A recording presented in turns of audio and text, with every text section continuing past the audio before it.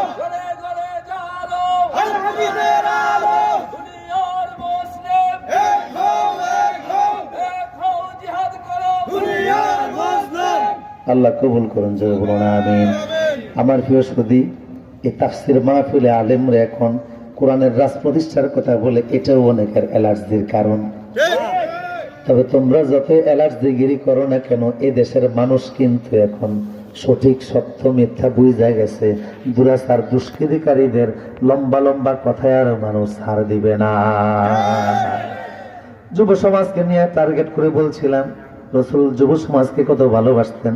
হযরত মুআজ একজন যুবক, রসুল ডাক দিয়া কয়, মুআজ আমি তোমারে ভালোবাসি। আল্লাহু আকবার। রসুল বলে, মুআজ ইন্নী উহিব্বুকা, আমি তোমারে বড় ভালোবাসি। মুআজ রে, আমি তোমারে বড় ভালোবাসি।